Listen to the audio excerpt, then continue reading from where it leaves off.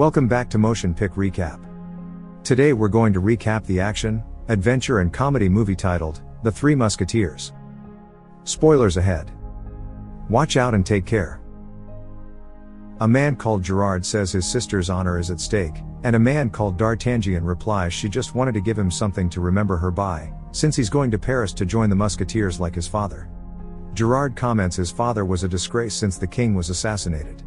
Suddenly, Gerard loses his sword, and says his brothers will avenge him, and immediately D'Artagnan sees his brothers riding towards them. A chase ensues, and one after the other, D'Artagnan manages to lose them. Eventually, the only one left is Gerard. D'Artagnan jumps over an obstacle, but Gerard is not as skillful, and yells at D'Artagnan with a voice-cracking voice they will get him. Somewhere in Paris, soldiers are ordered to burn the Musketeer flag by a man called Rochefort, who then walks out on a balcony, telling Musketeers that the Musketeers are now officially disbanded. They ask angrily who will defend the king, and Rochefort answers His Eminence Cardinal Richelieu's guard will. He orders them to disperse, and if just one resists, they all will be arrested, and the Musketeers begin to leave. Later, the Cardinal and Rochefort are talking, and the Cardinal remarks the Musketeers are finished, but Rochefort says there are 3 left. The Cardinal orders him to bring them in at once. Rochefort slices some candles, and counts the names, Athos, Porthos, and Aramis. D'Artagnan arrives just outside Paris when he sees 2 men on horses following 2 girls. D'Artagnan surprises them, and takes out the first one, and then knocks out the second one. The women return, asking if he knows what he's done. He replies he saved them from the bandits, and they laugh, responding they are the Queen's bodyguards. One of them asks his name, and thanks him for the entertainment. As she rides, D'Artagnan asks her name, and she replies it's Constance. Later, he arrives at the Musketeer headquarters. As he runs into the building, a man draws his sword. D'Artagnan asks where everyone is, and the man called Athos answers the Musketeers were disbanded. D'Artagnan comments he's not very helpful, and Athos replies he needs some lessons in manners and challenges him to a duel at the city ruins. Suddenly, Gerard and his brothers arrive, seeing D'Artagnan. He asks a boy to guard his horse, and runs away. However, not long after, he causes trouble, and a man called Porthos tells him he ruined his sash that was a gift to him from the Queen of America. D'Artagnan says there's no Queen of America, and Porthos says he begs to differ, challenging him to a duel. Somewhere else, a man called Aramis reads a book when a woman suddenly kisses him. He comments he's her tutor, and she begs for forgiveness, but Aramis can't help himself and continues kissing her. Suddenly someone tries to kick the door in, and she exclaims it's her husband. He says they have to pray for their sins, but on second thought, he suddenly remarks that God is awfully busy and runs. He lands on D'Artagnan, apologizing for it, but D'Artagnan says his apology is not accepted. Aramis says the only thing he can't tolerate is rudeness and challenges him to a duel. At the palace, the Cardinal walks in on Queen Anna. He comments she looks unhappy, and Anna responds she feels lonely, saying ever since their wedding day, she and the king have barely spoken, remarking the king seems so uncertain. The Cardinal explains they thought their arranged marriage would bring Austria and France closer together. The king, Louis XIII, is announced entering the room. Anna asks if she should leave, but Louis asks her in a soft tone to please stay. He then forcefully demands an answer from the Cardinal why he disbanded the Musketeers, since he had not approved the timing of it. The Cardinal gives some bogus answer that he thought it was best to act quickly since they are at the brink of war with England. Louis then tells the Cardinal that he himself will be the judge what is best for him and France, and Anna seems to like his forceful behavior. Later, the Cardinal explains to Rochefort the king is becoming as troublesome as his father. In the city, the Cardinal's guards storm into a house where other guards are bound to chairs. They ask what is happening, and Athos and Aramis explain they are having a private party and tell them to go away. Rochefort appears saying they are under arrest, and the two remark the last time they saw him was the day he was cast out of the Musketeers. Suddenly Porthos appears, causing a wooden chandelier to fall on the guards. They tell Rochefort they will continue to perform their sworn duty to protect the king, and leave. Athos tells D'Artagnan it's over 12 o'clock and he's late, and suddenly Porthos and Aramis appear, telling Athos they themselves have duels with him. D'Artagnan remarks their duels are not until 1 o'clock and 2 o'clock. D'Artagnan is surprised they are all Musketeers, and as they're about to start, the Cardinal's guards appear to arrest them.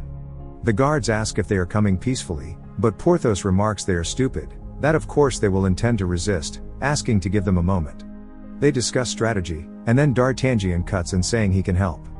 They approve and introduce each other, after which they say they are now prepared to resist.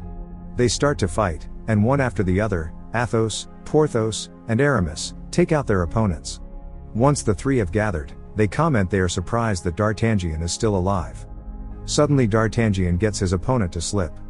Afterwards, D'Artagnan explains he came to join the Musketeers, but they tell D'Artagnan to go back home since the Musketeers are just a dream, and they leave him.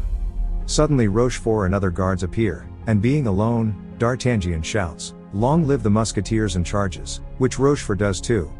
D'Artagnan falls off his horse, and they knock him unconscious. In a cell somewhere, Rochefort asks D'Artagnan where he stole his magnificent sword, and D'Artagnan explains it belonged to his father. Rochefort tells him he can have it back if he tells him where the three Musketeers are hiding, but D'Artagnan just answers he'd kill him if he got his sword back, and Rochefort knocks him unconscious, remarking he's an idiot like his father, and tells a man to take him below. However, D'Artagnan suddenly wakes up. He sneaks through a prison dungeon, seeing Rochefort, and starts following them. They lead a woman to a room where the Cardinal is. The Cardinal calls her Milady de Winter and is about to touch her when she picks up a knife, saying with a flick of her wrist she can change his religion. He comments he forgot her lovers tend to end up dead. The Cardinal says he has a new mission for her, saying she must carry a treaty to the Duke of Buckingham to make an alliance with England so that he can take over France. She accepts, calling him His Majesty. Suddenly, Rochefort finds D'Artagnan. A while later, the Cardinal asks what his name is, and when D'Artagnan answers, the Cardinal finds the name familiar, and Rochefort reminds him. The Cardinal remarks his father was a Musketeer, and D'Artagnan confirms, explains he died while protecting the king.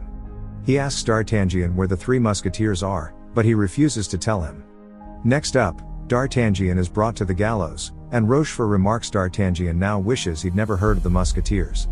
In the crowd, Gerard and his brothers appear, and Gerard laughs, shouting to D'Artagnan not to lose his head. Suddenly, the executioner says his axe was a gift to him from the Tsarina of Tokyo, and the priest makes a prayer, adding all for one and one for all. Suddenly, they start fighting off the Cardinal's guards, and Gerard starts screaming with a girl's voice to stop them. The Cardinal notes they've taken his carriage. They all jump in and take off, and Gerard just continues screaming. Soon after, they find gold and alcohol in the carriage, and they task D'Artagnan to redistribute the gold to the people.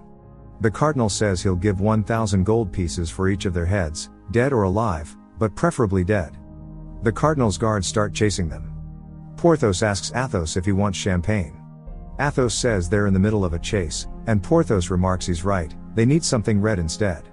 He hands over a bottle, after which they start exchanging fire with the Cardinal's guards. D'Artagnan starts explaining the Cardinal is sending a treaty to the Duke of Buckingham, and that there's a ship waiting in Calais to take a messenger to England. Suddenly, Athos yells to D'Artagnan to turn right. The Cardinal's guards are stopped temporarily by the obstacle. Simultaneously, the Musketeers drive straight through a military outpost. They jump off the wagon soon after, pour brandy over it, some gunpowder, and light it on fire, after which they push it towards the camp. People start yelling it's headed towards the gunpowder, and everybody runs. While the Cardinal's guards run for their lives, D'Artagnan and the others escape and ride for the coast. The Cardinal is informed the Musketeers have been sighted riding towards Calais, and he sends birds so that every bounty hunter in France will be waiting for them. That evening, the Musketeers rest at a tavern, and Porthos makes a joke, telling some women that a queen is no different from a barmaid in the dark. He then starts teaching D'Artagnan in the art of wenching, showing him how to kiss a woman passionately, so that it leaves a strong and masculine impression. Aramis cuts in, saying words can make a more lasting impression, demonstrating for them with a poem, and the woman thinks it was beautiful. D'Artagnan makes an attempt, starting out with a poem, but says it wrong, and immediately goes in for the kiss instead. Porthos is impressed, who then begins dancing to a lively tune. D'Artagnan asks where Athos is, and Aramis explains he's drinking. He walks up to Athos, who asks what they should drink to, and D'Artagnan replies they should drink to love. Athos then begins telling a story of a young man, a count, who fell in love with a beautiful woman, who he married. As they were riding through the forest one day, his love fell off her horse and was knocked unconscious. As he rushed to her aid, he noticed a mark on her body he'd never seen before, a fleur-de-lis, the mark given to those who are to be executed for murder. He became crushed, and as she had woken up, she swore she'd been falsely accused, but the man didn't believe her and banished her from his province. When the guards came to take her away to be executed, she was still professing her undying love for him. Not long after, The Count realized what a mistake he had made, and how his betrayal was far greater than hers.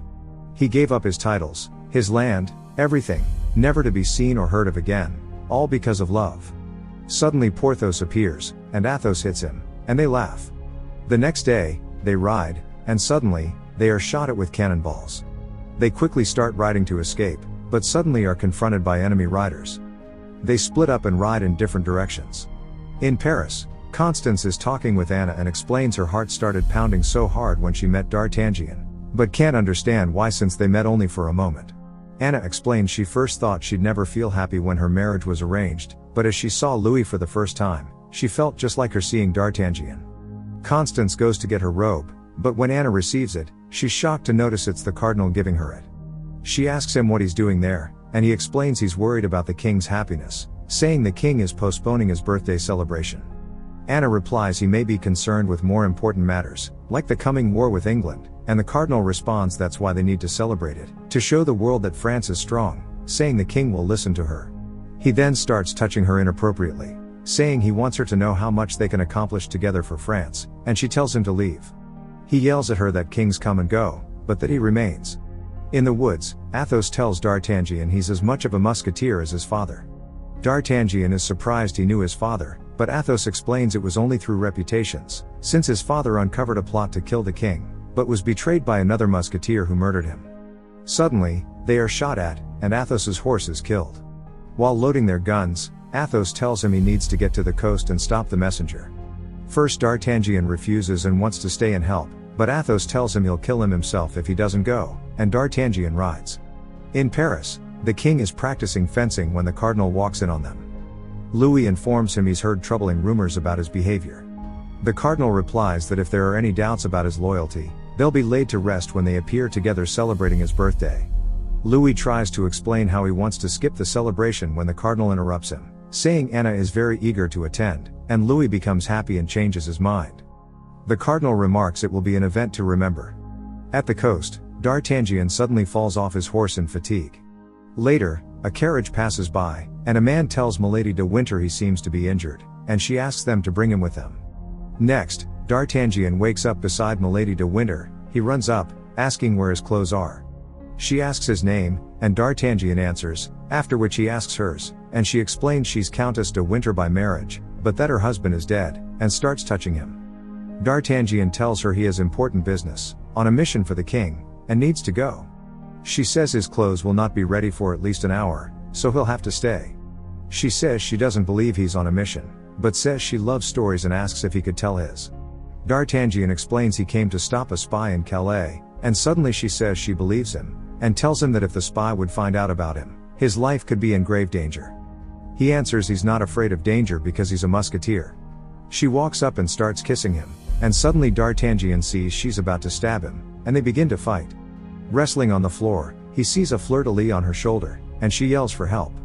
Her men come in, kick him, and take him. Perhaps getting used for him, they bring him with them. On their way out, a man tells another man that Milady de Winter murdered his brother and asks if she's there, and they take another exit. In the harbor some time later, the party arrives, and they ask for permission to come aboard a ship, to which someone replies permission granted.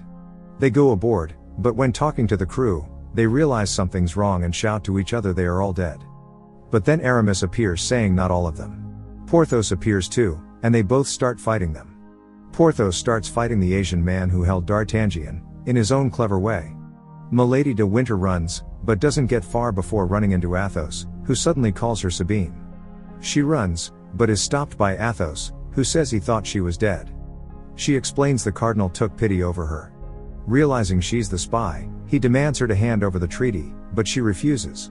He says he will shoot, and she requests him to be kind and shoot her in the heart, but he can't, and suddenly the man whose brother was killed appears stopping her.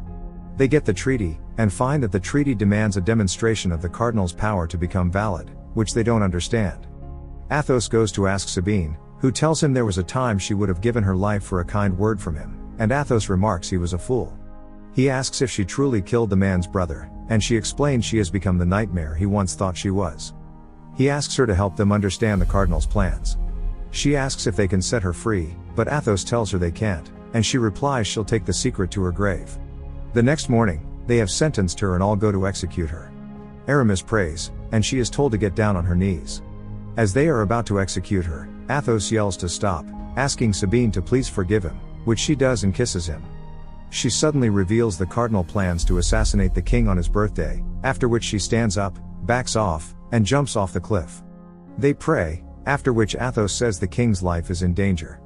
In Paris, Rochefort tells the Cardinal the assassin can shoot like this every time, and the Cardinal remarks he's impressed, and asks Rochefort to hang the painting in his chamber, just as it is.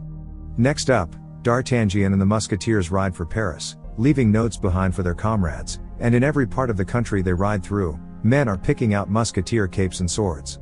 The day of the king's birthday has arrived, and Athos tells D'Artagnan to search the perimeter while they go to find the king. Inside, Louis and Anna meet, and Louis comments she looks beautiful, but sees she's worried and asks if something's wrong. She explains the Cardinal is an evil man, and Louis replies he knows. Anna asks what they should do, and Louis says he's not sure, but that they'll do it together. Outside, D'Artagnan sees a balcony, and then someone on the roof aiming at it. He runs as fast as he can, and as Louis and Anna are walking out on the balcony, D'Artagnan appears and hits the assassin such that the rifle goes off. Panic spreads, and Athos, Aramis and Porthos appear from the crowd. The Cardinal shouts to his guards to kill the Musketeers, who are trying to murder the king. But then suddenly, from behind them, men start appearing, removing their outer clothes, revealing their musketeer capes, and Athos shouts the words, "Save the king." They all start fighting against the Cardinal's guards, all while D'Artagnan is struggling with the assassin on the roof. None of the Cardinal's guards seem to have any chance against them. Porthos is using his inventions, and Aramis is praying for all who die by his hand. D'Artagnan falls, and hangs in a flag while continuing to fight. Athos asks Porthos to help D'Artagnan, and with a small crossbow, he manages to take out the assassin. Inside, Louis tells the Cardinal he has failed, but the Cardinal says he couldn't plan it better himself, explaining the people will know how the king died by the sword of a musketeer, and how he as the spiritual leader so humbly ascends the throne. Suddenly, musketeers storm the room, and Athos ironically says he hopes they aren't interrupting, and they begin to fight. Meanwhile, the Cardinal brings away Anna and Louis. Rochefort suddenly manages to stab Athos in the shoulder, but Athos still continues. Aramis stops the Cardinal, telling the Cardinal he's under arrest for treason. But then the Cardinal picks up a gun and shoots him. Porthos sees him, and runs up to him. Athos kicks Rochefort so that he loses his sword. D'Artagnan appears, saying the sword belongs to him, and Athos leaves. Rochefort comments now they'll see if he's as brave and foolish as his father was. At the other side of the hall, Aramis suddenly wakes up, telling them to look, remarking there is a god, and they start chasing after the Cardinal. They arrive in the dungeon, and split up. A big man starts fighting Porthos, who manages to kick the man onto a torturing device. D'Artagnan continues fighting Rochefort, but suddenly, D'Artagnan loses his sword, which Constance sees. Rochefort comments how pathetic it is that he will be killed by the same man who killed his father, and throws him down the stairs. As Rochefort is about to kill him, D'Artagnan gets his sword and avenges his father by piercing him. Constance appears and they grab each other's hands while resting on the stairs. Athos catches up with the Cardinal, fighting the guards coming his way. Porthos appears to help him, and Athos asks where he's been, to which Porthos answers he's been taking care of something ugly. They run down, and the Cardinal shouts back they are too late, since the Duke of Buckingham has signed the treaty by now. Athos shows him the treaty never left France, and the Cardinal remarks it's a minor problem, that he'll return twice as strong. Aramis appears, saying he thinks not, knocking out the guards, and then the king rises and knocks the Cardinal off the boat. Louis asks Anna if she's alright, and they hug each other. Some time afterwards, the four appear before the king, and the king grants D'Artagnan's wish to become a musketeer. He receives his cape, and all the musketeers cheer. As Constance walks up and kisses him, Porthos sheds a tear of joy. They put on their hats and walk out. Outside, D'Artagnan catches up with them, asking what happens now, and they remark they will protect the king. Suddenly, Gerard is heard screaming D'Artagnan's name. D'Artagnan says he'll handle it, but then they tell him they also protect each other. They cross their swords and shout, "All for one, and one for all," and Gerard screams at his brothers to run. The end. Thank you for watching. Make sure to subscribe if you'd like to see more videos like this, and hit the like button to help us out. Until next time, take care.